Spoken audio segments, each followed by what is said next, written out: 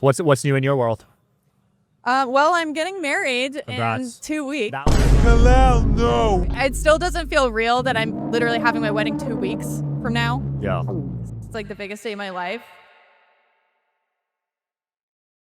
I'm not saying I don't like have any fault in that. Like it definitely like ate me up for like a long time. Yeah. I feel very bad about it still. Yeah.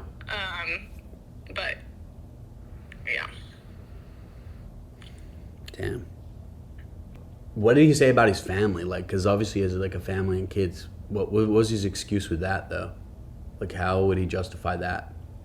He was like, oh, my wife doesn't care. She lets me run free or whatever. She doesn't care as long as, because I like take such good care of her, and she just lets me be a man and like do what I want and blah blah blah. Like, really? He was like saying that stuff. Yeah. Did you ever question that, or like? I was like, that's definitely not. Like, I like realized that's not true. Right. And like, obviously, like I deeply regret that, but also like I'm not a slut. Like, I mean, that's like a horrible thing, but it's not like I really am like sleeping around or have been. So You don't have to defend yourself. it's kind of, yeah, I know, but I'm just saying, like, it's kind of just like not even true for like anyone who knows me. So Yeah, I mean, you just had a fling with Elijah, and that's, I don't know. I guess he got upset about it. And he's just exaggerating. Yeah. I mean, yeah. did you? I guess you're not gonna tell anyone, huh? I guess I was gonna ask, like, did you tell your husband? I guess this is before your husband, right? Yeah, no, we weren't engaged. Oh, okay. But no, I'm not telling anyone.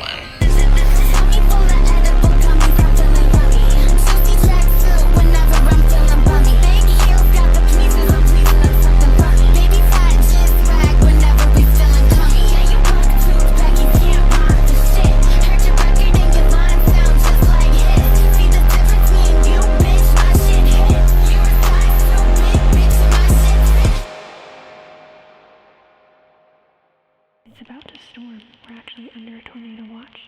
Recently, the biggest trad, Catholic, virgin, e-girl, Sarah Stock, was caught cheating on her fiance with her boss Elijah Schaefer, another conservative pundit.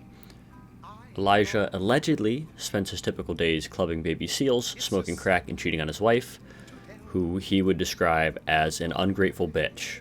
Was honest with you. Do you know what I got in return, being honest? This shit. So fuck you. Honestly, from my bottom of my heart, fuck you, you bitch. I fucking will never be honest with you. You're a fucking ungrateful bitch. So fuck you. When confronted with the fact that he's being criticized for doing something shitty and obviously not living by the values he preaches, he tweeted out this picture, which I will just let you take in for a minute. And he said, "I've got aura. Be mad. I have a dick and it works. Everybody can go cry about it." Like, imagine if when Jeffrey Epstein got arrested, he came out with a defense, and his statement was like, "You're telling me you can't have fun on an island anymore? It's illegal to do activities with friends? You're telling me that babysitting is bad?" It's like, hey man, that's not what's being alleged, now is it? Now, is cheating on the mother of your 2 children with your 22-year-old employee a moral wrong?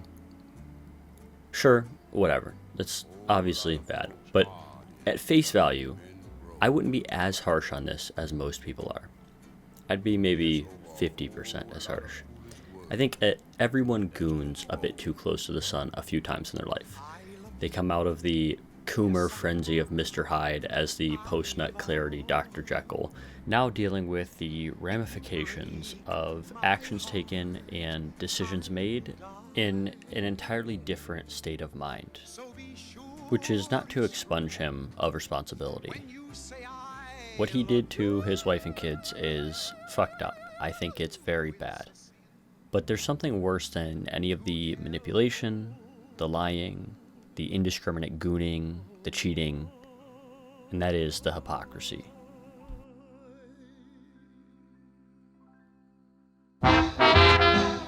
Now, do you think Cosby's legacy will be hurt? Yeah. You do, huh? I mean, there was a comedian, Patton Oswalt, he told me, I think the worst part of the Cosby thing was the hypocrisy. And I disagreed. You disagree with that? Yeah. I thought it was the raping. That's my feeling. Most rapists are hypocrites. You don't meet many go, I like raping, and I know it's not politically correct, but by God, people go, well, he's not being a hypocrite, and that's the worst part. I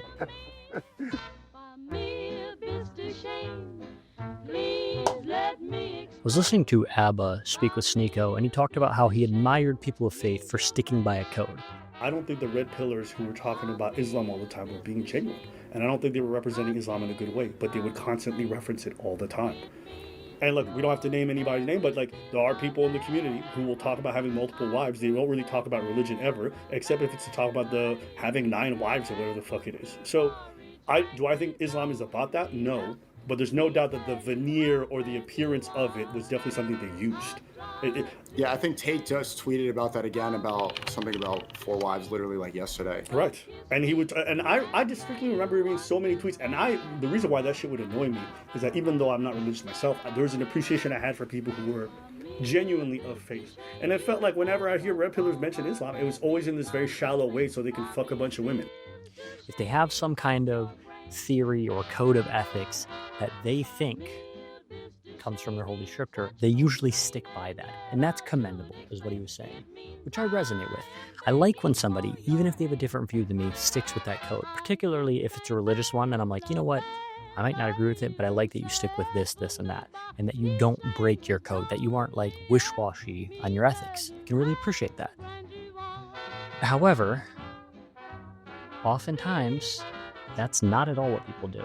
And they just follow actually whatever they feel like. It's not actually like, it's more like guidelines than anything. The code is more what you call guidelines than actual rules. You want people to have predictable behavior. You're hoping, ideally, that what people say they believe in is in accordance with how they act, or vice versa. How they act is in accordance with what they say they believe in. Either way, it produces predictable outcomes, and I think it's generally good that people have a moral code that they follow consistently. Whatever that code may be, at least have it be consistent. But, unfortunately, I'm starting to think that these people don't actually believe in anything at all. And suddenly there are people on his side pouring in to defend him, not on some long-held principle or belief, but because he's of the same political affiliation. He's in our aisle, that type of thing. He's our guy. I simply refuse to disagree with, condemn, or even really acknowledge any mistake by the in-group, because doing so would be, by proxy, to risk accidentally agreeing with the out-group, which is, of course, forbidden. All actions taken were justified, even if it directly contradicts a foundational principle that I claim to have and care deeply about. Anyways, back to costly signaling for my in-group on social media. Today, I reached my 120,000th post on x.com. Putting aside the whole friend-enemy distinction meta thing going on there, though, the people coming to his defense aren't like small-time random Twitter users. We have Alex Jones, Jake Shields, Myron Gaines, Gavin McInnes, that's a name you haven't heard in a while, Joshua Hames, the guy who thinks adultery should be a capital offense. It's a lot of people. Also, I shaved for this. I shaved like my early 2000s era, Fred Durst style. And I'm rocking the overshirt undershirt. I'm bringing it back, okay? So I want to put everyone on official notice. I've said this before, but I need multiple documents, so when this comes back and people are like, who brought that back? Who brought that back? It was me with my 1,000 subscribers. First of all, I'm wearing too much green. Peter, I'm greening out over here. Secondly, I absolutely look like, dude, do you know when you were in school and there was like the girls who had boyfriends and you're like, your boyfriend can drive? That's a little odd. Maybe he's like a year older or 2 years older. And then one day you saw him get picked up from school and you're like, oh no, that's a 27-year-old. Oh no, that's a guy who loves Monster Energy. That's what I look like. That's what this facial hair looks like. Out of all those people though, someone, Nicholas J. Fuentes, said about it, Elijah and Sarah both sincerely believe in Jesus, but they are also flawed, as we all are. That doesn't make them fake Christians. It might though. I wanna go to the moon. Don't leave so soon, don't leave so soon. How can I get through? I wanna go to the moon. Don't leave so soon, don't leave so soon. How can I get through? How can I get through? I wanna go to the moon. Don't leave so soon, don't leave so soon. How can I get through?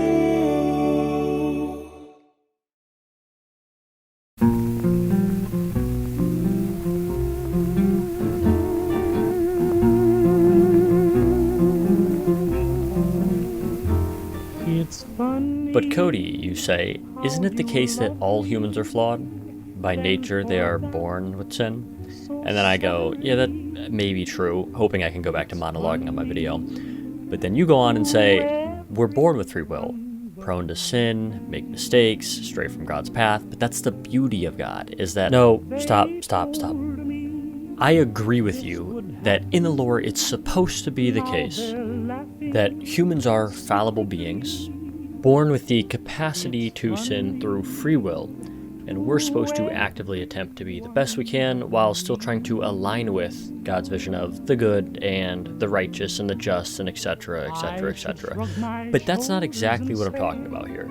The conversation is a bit more meta than that, inso as it's trying to address the concept about how much we should judge someone's actions as their real, truly held beliefs, and not the ones they claim to have.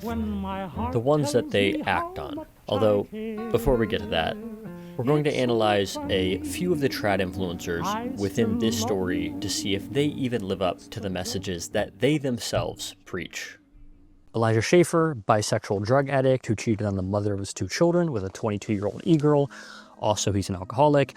Lust, gluttony, pride, wrath, intemperance, adultery. Milo, the guy who kicked off this story, broke the story, is a clout-chasing, lustful, former gay man who drama farms everyone else in the conservative movement. He's also a drug addict. Pride, wrath, envy, gluttony, lust. Then we have Sarah Stock, who lied to her fiancé about being a virgin, made him wait until marriage while she fucked her boss, who she was well aware had a wife and 2 children. I don't know, deceit, lust, envy, adultery, pride. And to clear this up, before somebody says, like, what, you don't think people should sin at all? It's like, no, that's not what I'm saying. I just mean for other sins I could probably understand.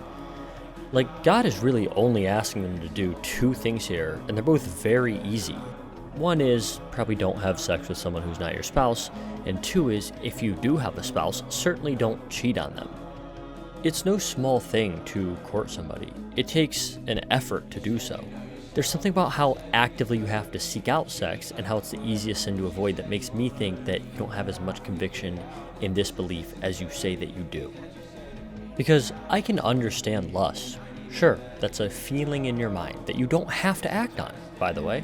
So, sex is entirely different in that aspect. It's not just like, oh, I slipped up, oops.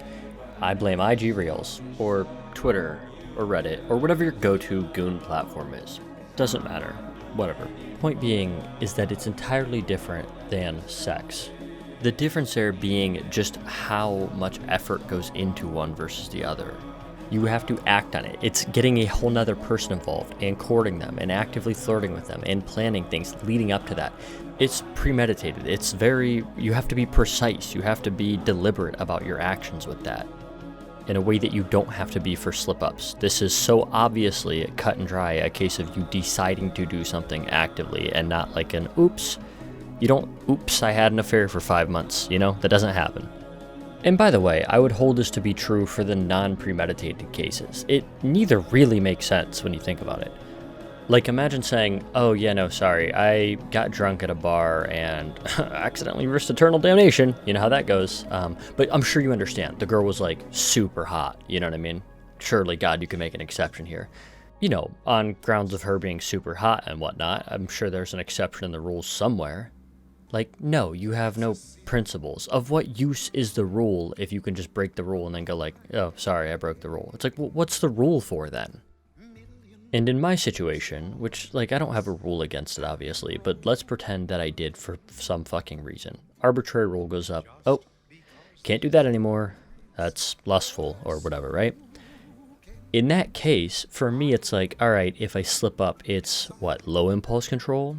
Weak-mindedness? Okay, yeah, like bad, but maybe fixable, whatever. For them, if that's the case, that's a weak soul. The implications are much worse for them.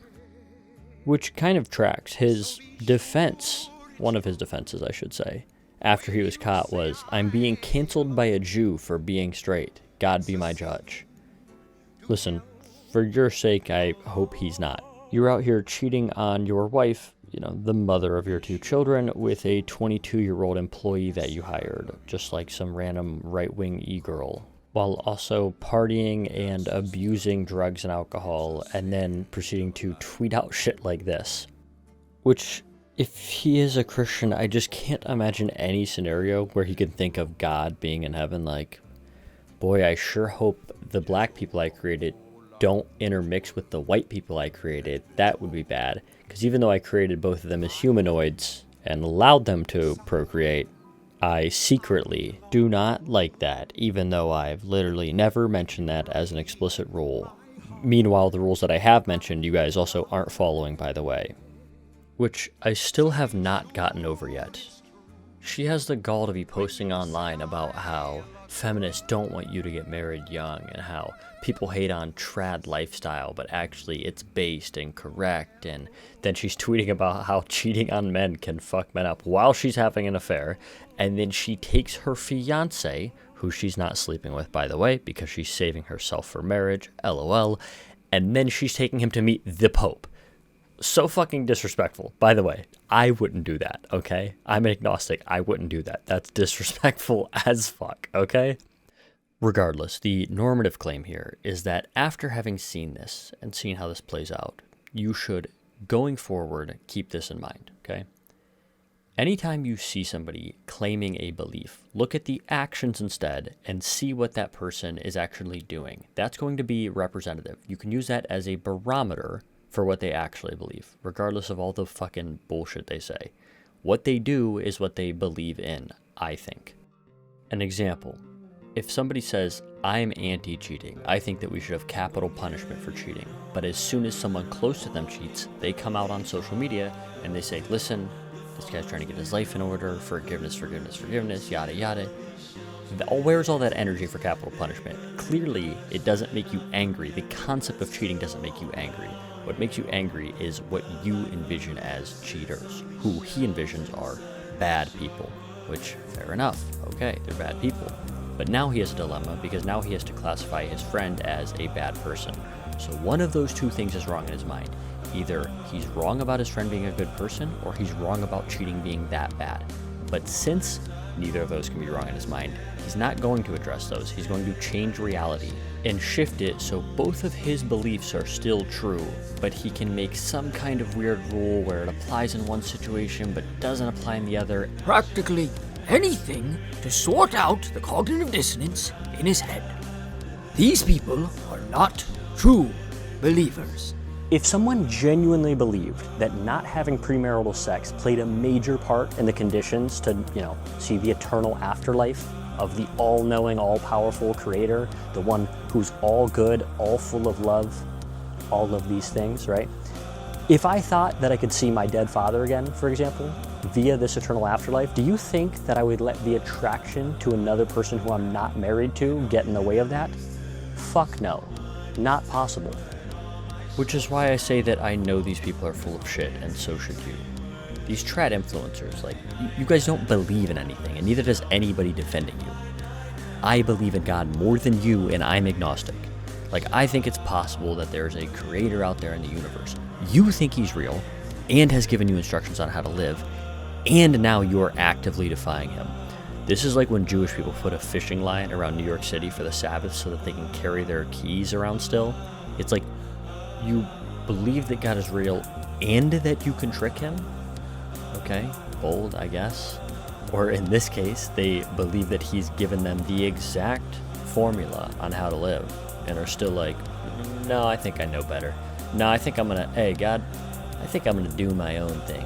It's like, well, no, obviously you can't do that. If your beliefs follow, if your beliefs are true, and if you truly think that, then obviously you would just follow the beliefs. Your actions would reflect your beliefs.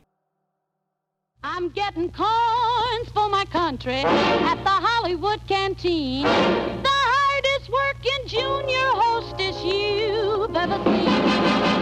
I'm doing my bit down here for Uncle Sam. I'm a patriotic jitterbug. Yeah, that's what I am. I'm getting corns for my country. You should see the pounds fly. I'm getting down the waistline and I don't even try. I don't need a Dewberry or a Westmore course, 'cause my weight's been taken over by the Army Air Force. We're not petite as sweet young Leslie, but then we never mind. When those GIs knock us out, we're glad that we're the healthy kind. The way those cowboys from the prairie